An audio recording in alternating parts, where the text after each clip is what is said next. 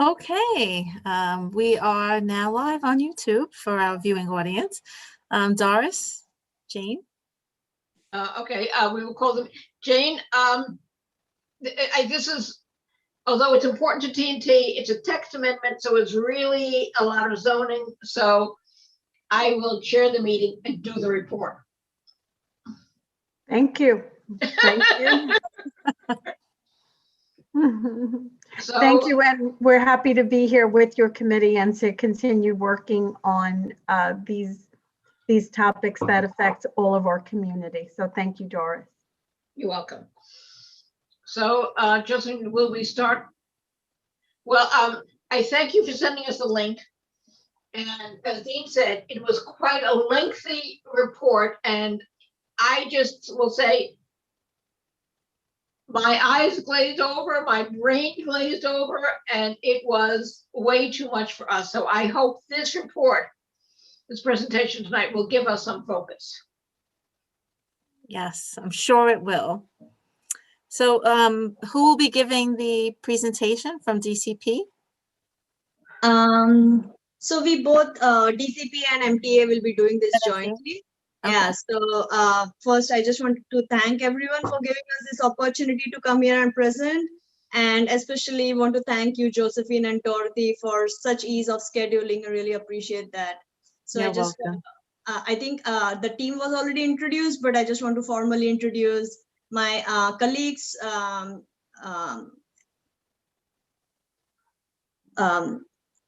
Melissa Farley and Luke Di Palma from MTA, and Josh Vogel from City Planning. And Josh and Luke are our subject matter experts. So any questions, bring them on. And with that, I want to hand it over to Melissa. And Josh, can you please start the presentation?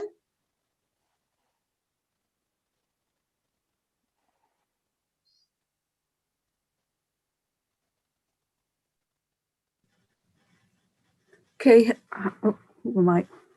just want to make sure everybody can hear me because I had a little trouble last night. Yes, we could hear Yes, you. we can. Okay, okay. All right, so zoning for accessibility is a collaborative effort between the MTA and the New York City Department of City Planning that proposes, if you could go to the next screen, Josh.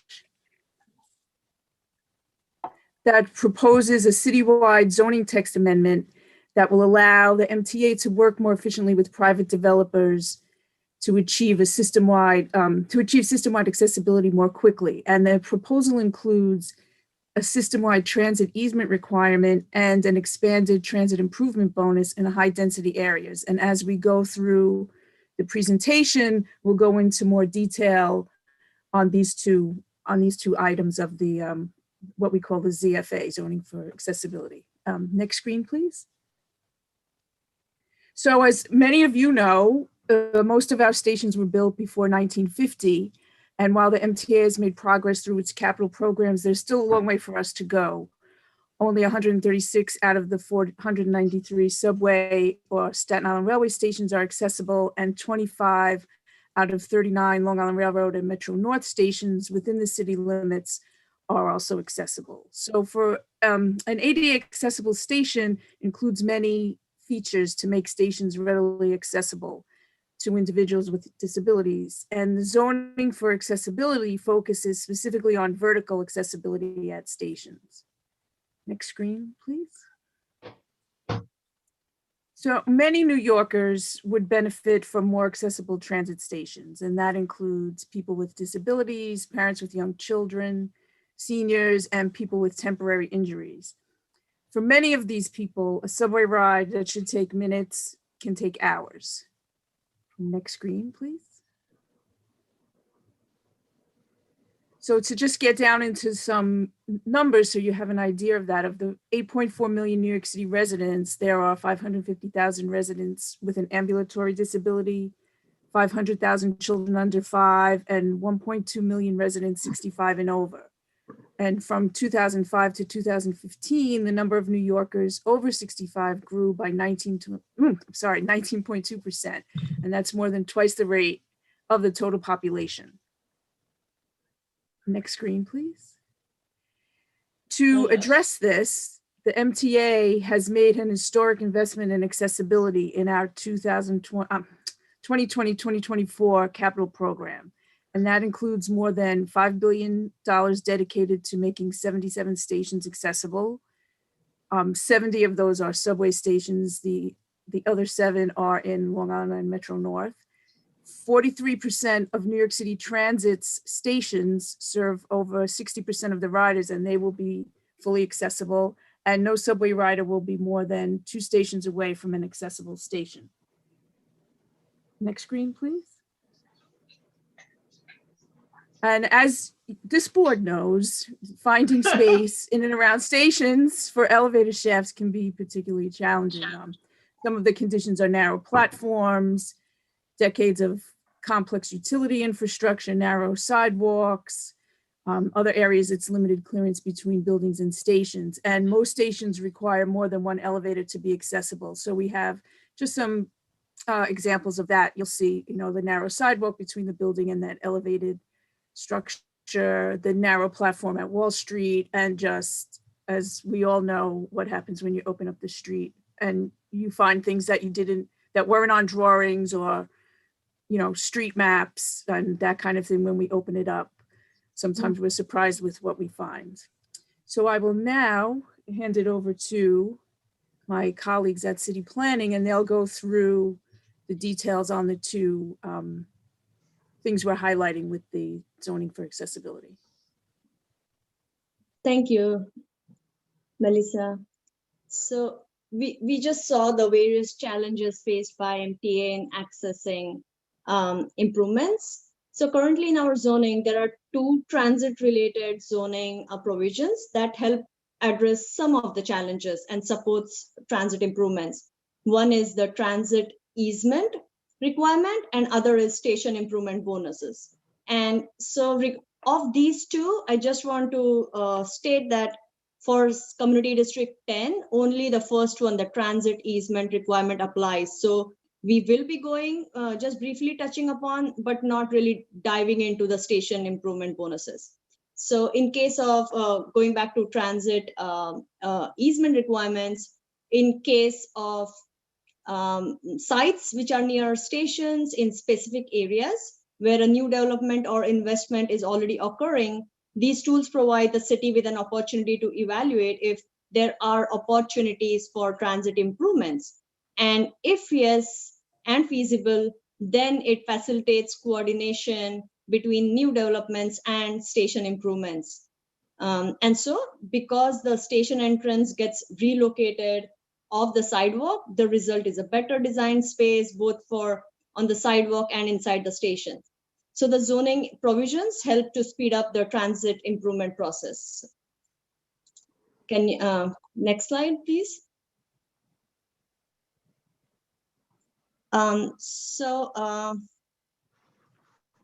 To facilitate transit station upgrades beyond the limited geography, the goals of the proposed text amendment would be to expand the easement requirement system-wide to better coordinate the present and future relationships of land use around the transit stations, and to provide zoning flexibility to offset potential zoning burdens.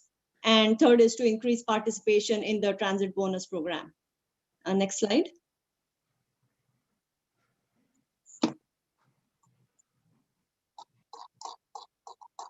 So regarding the system-wide easement requirements, the first component, which is the first component of this proposal, it would address some of these limitations. As part of the requirements, all developments and enlargements on zoning lots within 50 feet of the mass transit stations and in applicable zoning districts would need to file an application with the MTA and chairperson of City Planning Commission to determine whether the easement on the zoning lot is needed, and it helps to facilitate station access improvements in future.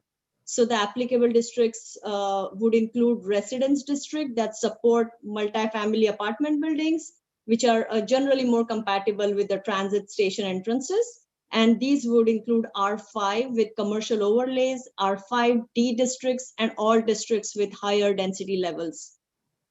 It will also include medium and high density commercial, which is districts from C4 and higher, and all manufacturing districts would also be subject to the requirements. So the way this would work is most sites within 50 feet of a transit station would be required to obtain a certification. However, MTA would be reviewing each application by a case-by-case basis and would be asking for easements in those places which are most optimal for future transit access. So just to clarify, just because a site falls within 50 feet does not automatically mean an easement is required. Next slide.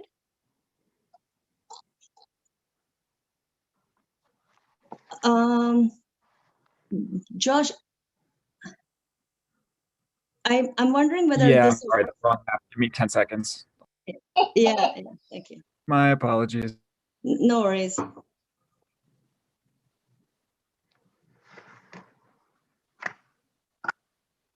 So while Josh is doing, just to let you know, we are having so many presentations for every board. So we are trying to customize our presentation. So it's really specific for each CD. And that's why we don't have like a single format for everyone.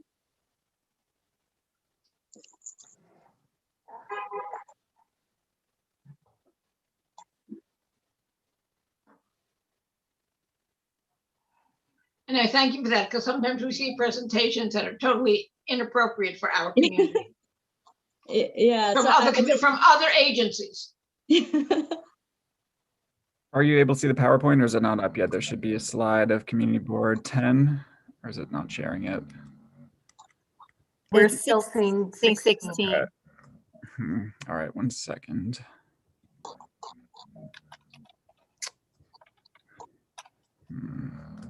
Yes. There So we go. actually, yeah, Josh, do you mind, because the earlier presentation was slightly different? I think we missed one slide. So if you can go to slide 9, which is Sure. the current limitations. Yep. So as somebody said, these are all, there's not one size fits all. This is the Community Board 10. Yeah, and just to can you go one slide back so I can just start off from where I had left yeah, thank you. So this is a slide I had really talked previously regarding. This is the existing zoning regulations and what we are really doing and why. So that's what I had already started. And so can you please move to the next one? So yeah, thank you. So this slide, I mean, this talks about the current limitations. So very briefly, I just want to talk about the easement related provision and what is an easement, which it's a legal right to use another's land for a specific limited purpose. So in other words, it is a small permanent space reserved in a building for a transit agency to use in future, which is what it means for our purposes. So transit easements have traditionally been used to provide space for new station entrances, passageways, and other facilities which support subway related improvements, and also for egresses and ventilation structures. So the easement tool for city has been very helpful in addressing the challenges of locating new station entrances, and it's been great. But the only problem is that currently the provisions have a very limited coverage. That is, it only applies in very few areas in the city, such as 2nd Avenue and Special Inwood District, just for example. So while there are cases of city planning and MT, and this is just, I'm going off this, this thing, there are cases where city planning and MTA are working with developers on sites which are outside of these areas. However, because currently the zoning resolution does not provide a consistent approach for facilitating these conversations and transit easements on development sites near the stations, there are many missed opportunities for MTA to locate elevators on sites next to these non-ADA access stations. Plaza, Next slide. Greensboro Plaza. Sorry, No, Did you let's just say- continue. We'll continue. yeah. Thank you, Larry. We'll just continue with Okay. the presentation. Okay, so so this is what we are doing. The first component of this proposal, which is the system-wide easement requirement, would address some of the limitations which we just saw in the earlier slide. As part of this requirement, all developments and enlargements on zoning lots within 50 feet of mass transit stations and in applicable zoning districts would need to file an application with MTA and city planning. And this is to determine whether an easement on the lot is needed. So the applicable districts include residence districts that support multifamily apartment buildings. And these are generally R5 and higher, R5, R5D, and all districts with higher density levels. Medium density and high density commercial districts from C4 and higher, and all manufacturing districts. And I think I just mentioned this briefly, but not just because a site is within the 50 feet area does not mean it requires an easement. It would be reviewed by MTA and city planning, and based on what is the most appropriate and what is feasible, the decisions would be made. Next slide. So Yep. this is, yeah, so this is the map which shows applicability for CV10. And you are all very familiar with what is happening in this area. So the inset really shows how this would apply. The lots within 50 feet is the area where if there's any development which is happening, which satisfies the criteria which are laid out in the zoning resolution for this, they would be coming for certification. Josh, is there anything you want to add to this? Okay. Sure. Just that it's not in single family areas, and again, it's a case by case basis. Since we would be taking space away from a private developer for an easement, there's zoning relief to make up for it and put that space somewhere else, which somebody will talk about in a second. And again, there's the other part of this, which is an incentive program offering a bonus if a developer wants to provide a new elevator and station improvements, is only in very high districts. So in Community Board 10, we do not have to worry about bonuses of in height or floor area of any developments, as Community Board 10 is low and mid density.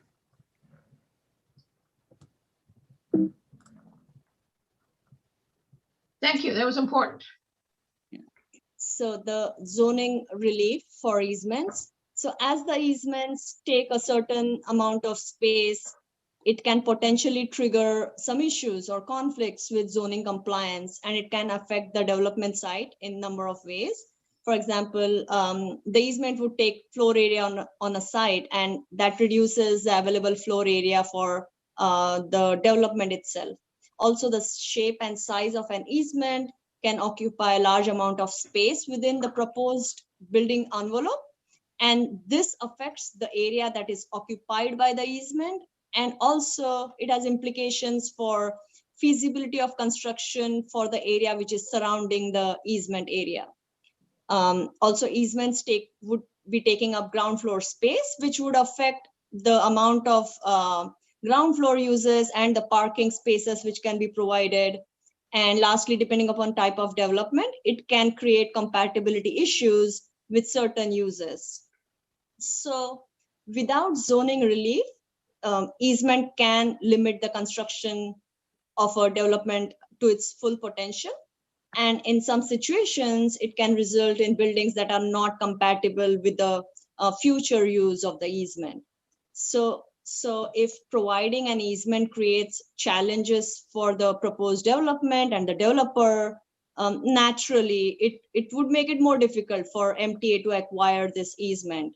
And so to address these issues and to ensure that the process is as friendly and as fair to the developer and the developments as possible, there are certain targeted reliefs which are being provided And this is to minimize the potential construction challenges.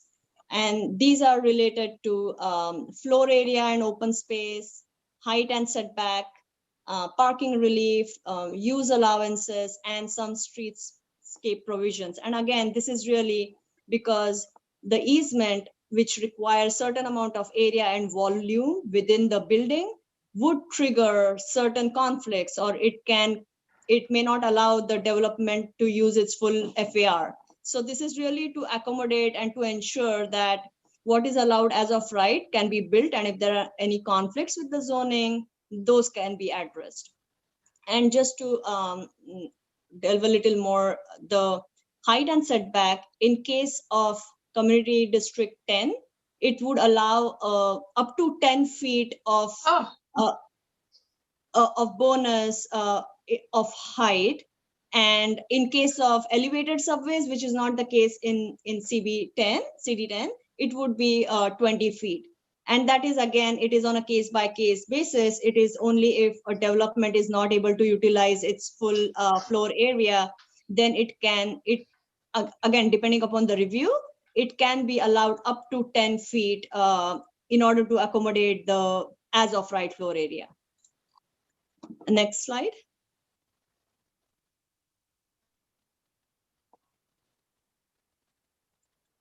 So as Josh just mentioned, the second part of this is the bonus mechanism, and this is not applicable in Community District 10.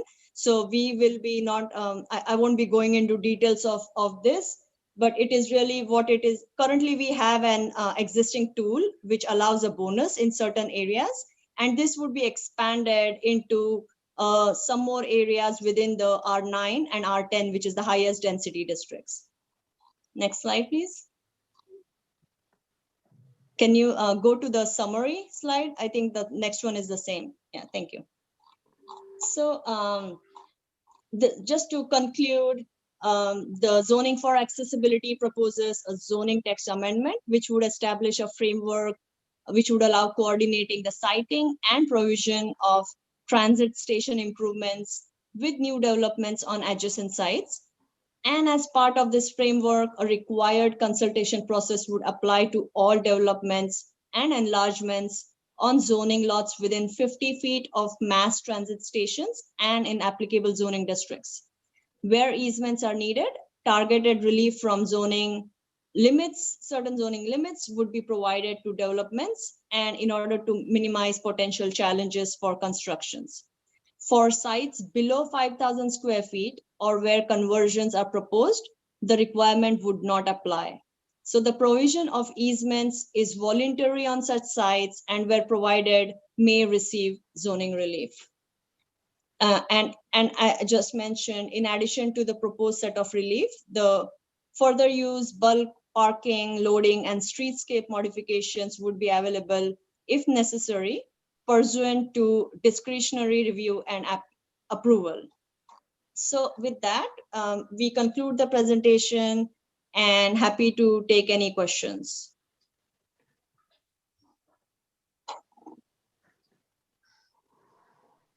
Okay, this is Doris, the chair of the zoning land use committee.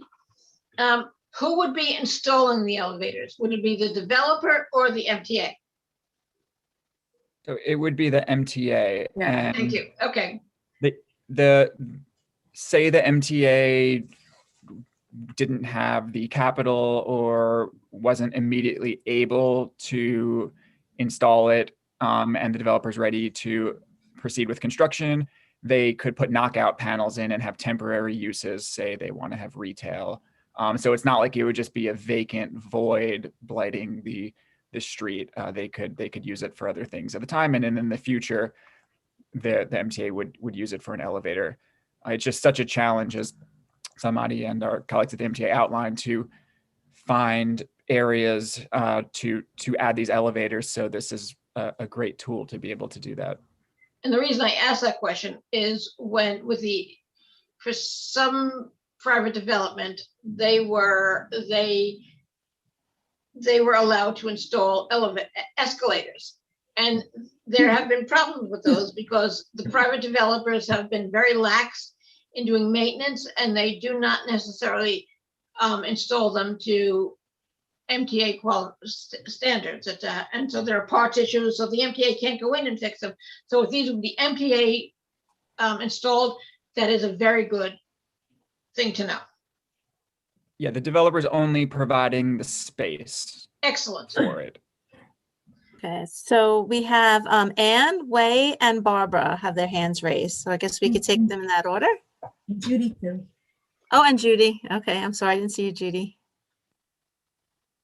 Anne, you're on mute. Yes. Okay. My question is it a reward bonus concept, or is it a making the developer whole, commensurate with their losses from the easement?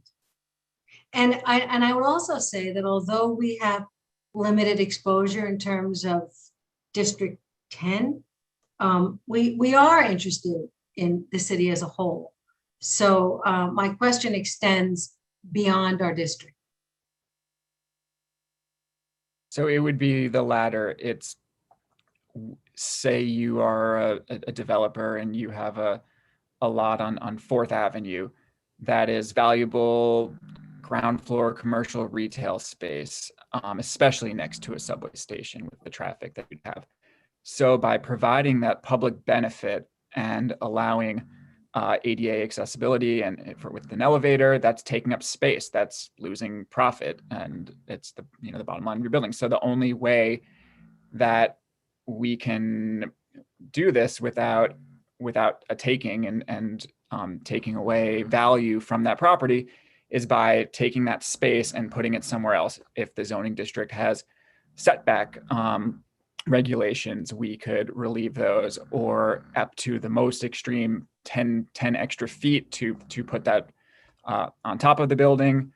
But it is in no way, they're not getting more floor area or more height than they would originally have. The FAR that they're allowed, the floor area does not change. It just the easement is just transferred somewhere else, so they're not losing out. Thank you. You've answered the question. Appreciate it. Great. Wei? Hi. Hi. Hi. I just noticed on the legend that there was some train stations had partial ADA. What does that mean exactly? Because I would think it's either ADA or no ADA. What is partial ADA? Okay, so hi, it's Melissa. So in this case, we had done a station renewal at the 8th Avenue station on the N line. And we have one elevator in already on the northbound, for the northbound platform. And we will be installing a new elevator on the southbound side. So right now, that's partially, it's not a fully accessible station. Oh, I see. So and there are some it's a work in progress. Right. So there are some other stations in the city where there may be, for whatever reason, there was an elevator and not, maybe it's a street to mezzanine elevator, but there's no mezzanine to platform. So I just identified those as part of the presentation of where there's still partially accessible stations. Okay. All right. Thank you. Barbara? I was in my travels around the city. I noticed that many elevators are out of commission, many escalators are broken. So I'm concerned about the maintenance aspect of this. You're saying that the MTA will be responsible for all maintenance then?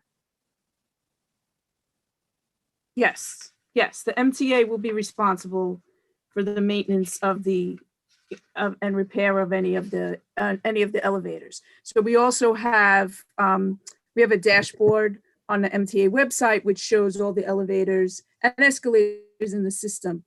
And if there's any outage for maintenance, or God forbid there's something happens and the elevator's out, we put it on there, and we have we try to get them fixed as quickly as possible.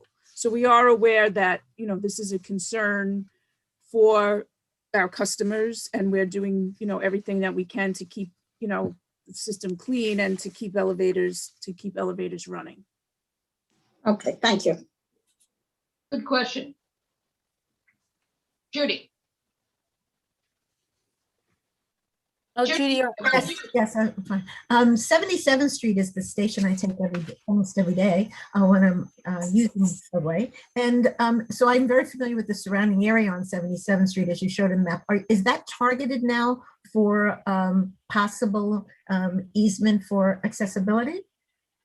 Because there is an empty lot right there on 77th Street and 4th Avenue. It was a church that was torn down and it has had development signs on it. So does that mean if that developer who's about to build a building there could come to you and say, I'm interested, and you might engage in an easement for that building? So it'd be part of the structure to create accessibility? Is that how it works? So Yeah. the easement piece of this basically applies to almost every station throughout the system. And that is a good example of if a developer is building in proximity to the station, they will have to come to the MTA and see if we need an easement or would like an easement for the adjoining station. So that's an example. If nothing gets built there, I can't say for certain, but that is an example of an instance where whenever something is planned to be built and plans are being approved, and if ZFA is the law of the land, if it's passed already, that the developer would have to come to the MTA as part of the process to see if we need an easement. And while we don't have a current schedule to build out ADA access at 77th Street, we could look into getting an easement on that side of the street to help serve that in a future project. So that's a good example, and you're thinking in the right way of how the easements would work. We would look to parcel up these easements throughout the system anytime a development is happening, because we're really trying to make use of new development, not retrofit older buildings. And so for example, if in that same corner, there's a church on that corner that has a big lawn front yard, it's a church that struggles financially, could it come to you and say, take my front yard? And do put your elevator here and maybe it'll help the church financially? Is that and also a possibility?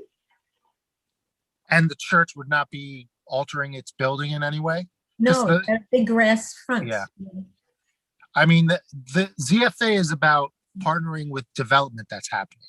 We're not encouraging development. We're not actually going around asking people to parcel up their land or build an apartment where a church is. We're just making use. An elevator. Yeah, we're just making use of development that's happening in a proximity to our station.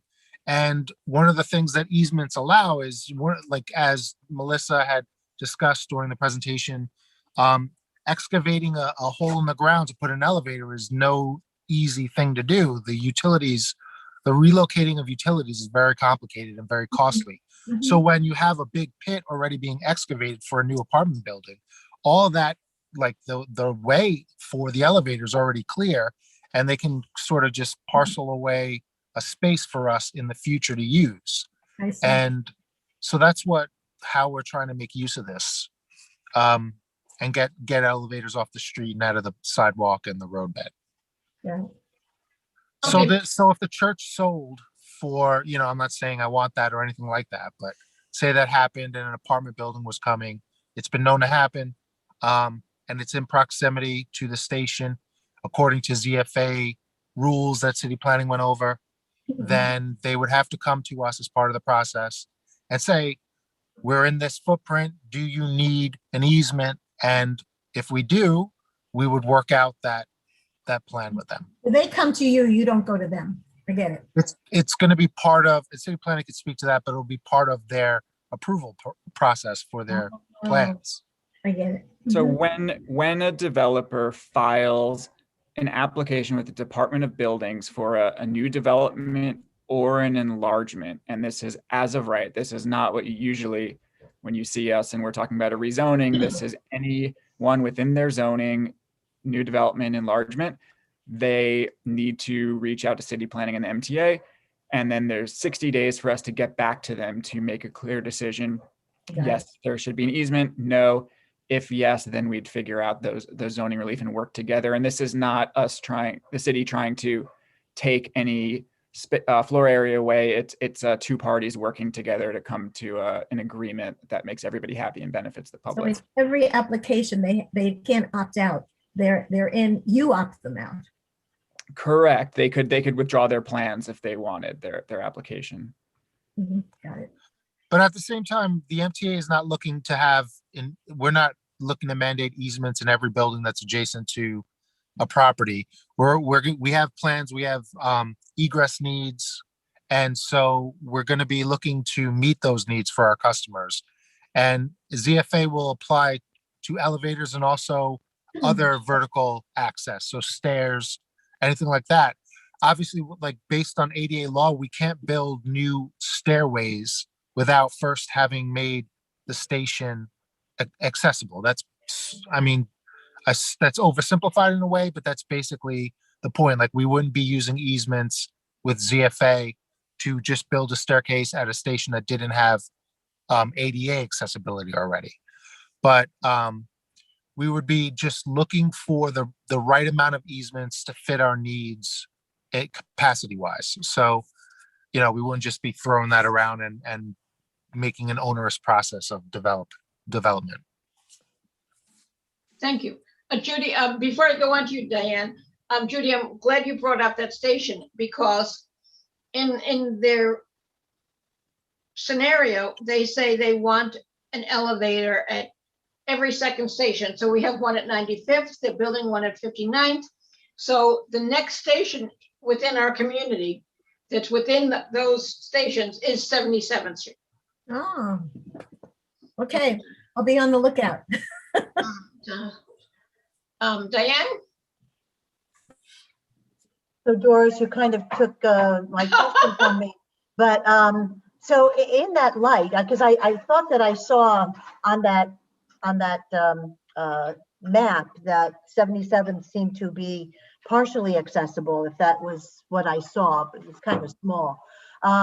But does that mean that a place like 69th Street that has, it's a hub for a lot of the buses, et cetera, that would not be considered for an elevator as well, even though that station was already just revamped and there was no elevator planned for there, but does that mean that they would put it at 77th versus 69th Street?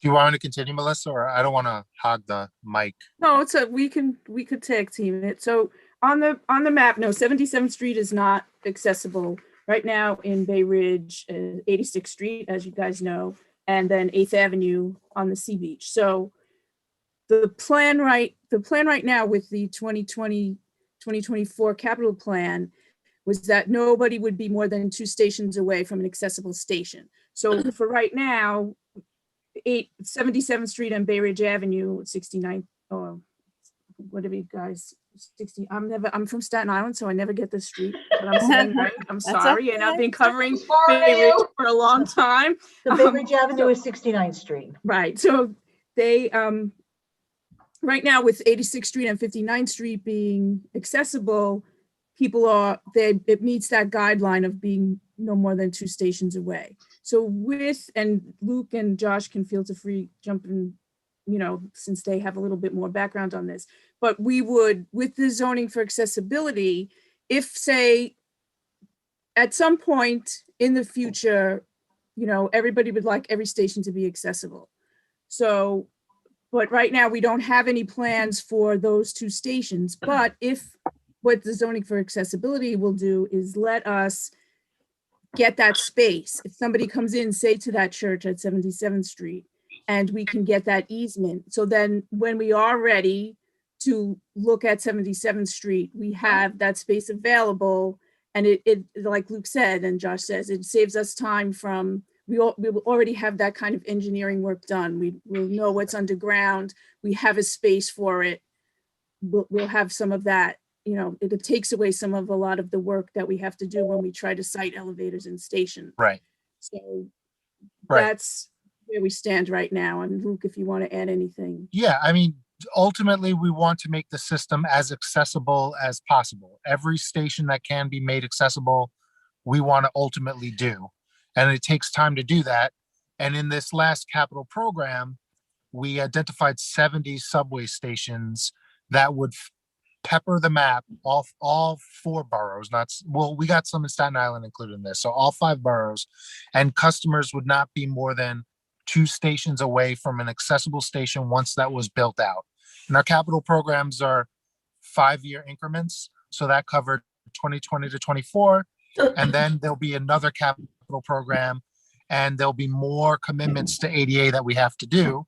And so then we'll start to fill in the pieces that way and try to just continue to do a fair and equitable and, a plan that makes sense in how we fill in those gaps. But as we do that with ZFA, we can secure these parcels that'll make the process that much easier. And it's really a complement to our capital program. We've committed $5 billion, which is, I think it's unprecedented for us, just to ADA access in the system in this capital plan. And this will complement that, and it'll complement future capital plans, because we can go in and do these faster. They'll cost less.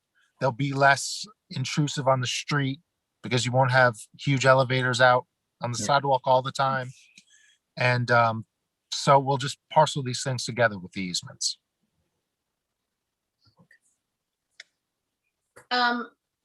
Both Dean, thank you. That was very helpful. Both Dean, Stephanie, I think you were first, and then Dean.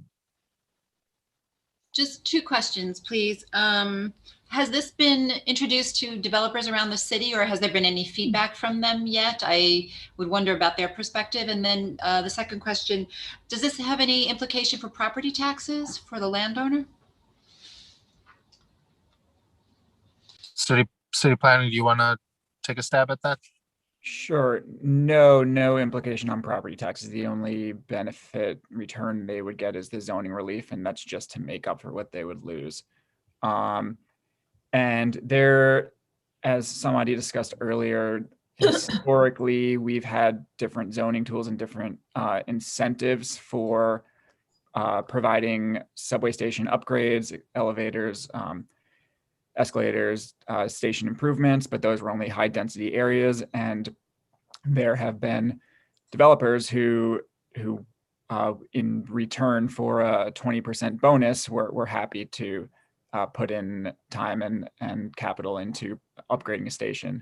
But we are still this is not certified yet. So this is just kind of us going out and having a conversation, showing you what we're thinking, and having a discussion about it. So we have yet to get formal recommendations from the real estate, the city's real estate companies and developers.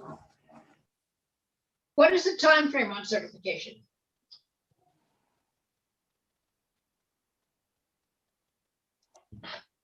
So I think it's certifying in May. Sorry, I don't have the exact date in front of me. I can get back to you in a second, but that can wait till tomorrow.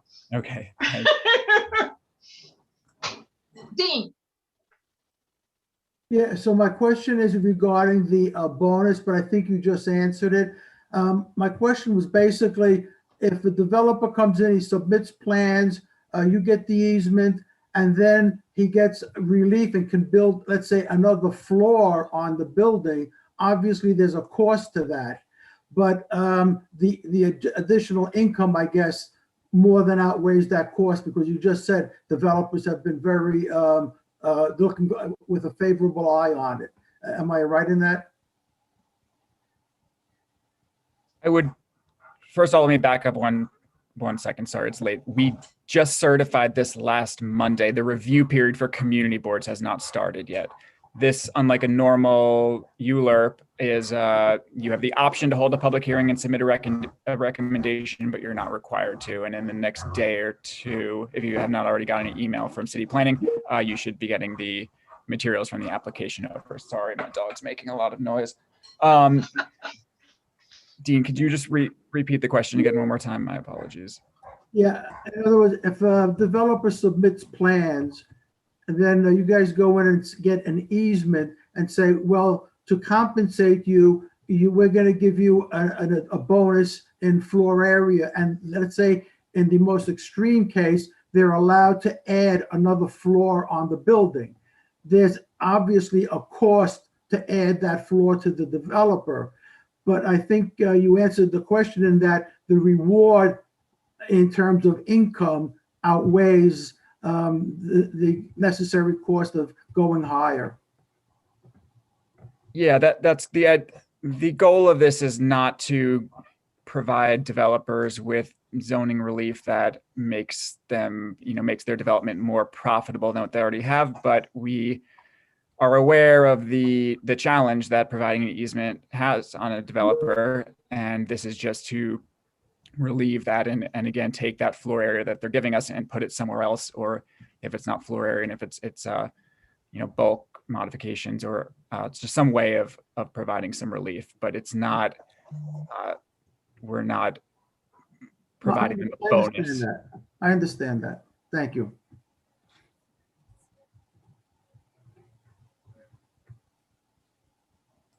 No more questions? I think Larry. Oh, okay, I'm sorry. Larry? No, just about the lost opportunities. I think I remember city planning, you had a wonderful opportunity at Queens Plaza to link the two stations, but that was not done. But anyway, back to 77th Street Station. There has been since before the pandemic, the developer is going to erect it'll be the southwest corner of 76th Street and 4th Avenue. Now, would this apply to, development that's already in the works, such as that apartment house that apparently has been delayed by the pandemic? Or are they gonna, for instance, or for instance, say the church decides to sell out and they build a new project is underway? So first, I want to say, Larry, I love your book on the elevated subway. I used to work at the Skyscraper Museum. We had it in the bookstore. I got it from my dad. Great book. Right. So just to clarify, it's 5,000 square feet lots or over. It's not if the church is smaller, or sites. If the church is smaller than that, then they would not apply. If they sold and a new development came in that is a mid-rise or mid-density district, R5 and over for residential, then they would have to consult with the MTA and city planning to see if an easement was applicable. But it's not any site that's within 50 feet. It's the 5,000 square feet or over, or the kind of mid-density. It's my station too, so that's why I noticed that, because that every time I go past it, there's always a big sign about this apartment house that's supposed to have been built there. And it said 2020 completion. It apparently not has happened. So if those plans were already filed, then even if they're behind schedule, we would not be able to do anything about it. So it's not retroactive, obviously. It's retroactive. No, obviously not. No. Thanks, Larry.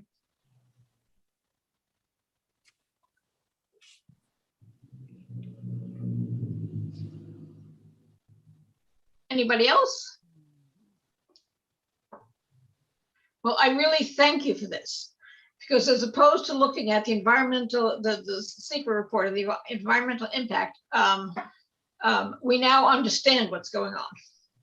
And for all of you on both committees who attempted to look at that, thank you. And I think everybody, a minute for another question. We have a vote or no? This is informational only. Doris, just to echo what was said in the beginning, how this is something that can help people with disabilities. It can help people with young families, seniors, people who have injuries. So this sounds like something that could really help our community. We hope that we've given put out a good idea about looking at the possibility of 4th Avenue at 77th Street as a potential location. And we hope that that might be something that can be shared with those members of our community, or get the word out that this might be available, because it certainly might be something that our community would find useful and helpful, and keep them getting access and accessibility. So thank you, and thank you for leading this meeting for both of our committees. And I just want to add that, I mean, Josh had mentioned earlier that community board review, for feedback hasn't started yet, but we do have the opportunity to provide comments on the proposal. So I don't know if that's something we want to talk about, Jane and Doris, about doing now. We have a little bit of time, I think, from since certification just happened last.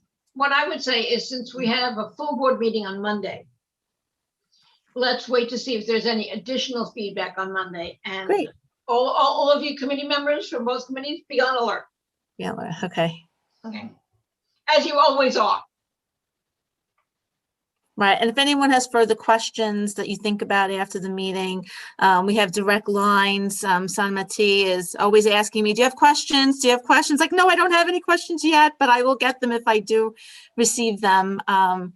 So we do have some wiggle room time, and if you do have any questions, just, provide an email and I'll get it over, and I'm sure get an answer very quickly. So again, for committee members, get your thoughts together, and if anything comes to mind between now and Monday, please bring it up. And will we get a copy of the PowerPoint presentation? Or will Josephine get it? Yes, we can send a copy over. Thank you. Great, thank you. Because it helps when doing the report. And will you guys be available on Monday? Will we be available on Monday? Josephine, do you think we need them? I think we could handle questions I think so too. I think by we can. email. Yeah, I think We have a web page. There's a nice video we made that simplifies this even more than we did. Okay. We could send that your way. Make sure you see it too. Great. And you know what? We'll send that out to the full board in advance of Monday's meeting for some nice, fun weekend homework. Nothing like zoning text amendments on the Sounds- weekend. Yes, there you go. Right. Gonna need popcorn for sure. And wine. Okay. Oh, thank you. Thank you. Any further questions? Thanks, Jack. Spread the word. Hold the book up, Larry. Hold Have the a book up, Larry. Larry. Yeah, Larry, let's see it. Plugging the book. Okay, very good. Thank Jack Vogel for spreading the word. Of course. Gosh, yeah. All righty. Well, I'll make a motion to adjourn. Hazel Thank Capital Nexus is with. Second. Thank Okay, we have a motion to adjourn, seconded. Thank you all. you. all. Thank you. Thank you. Thank you.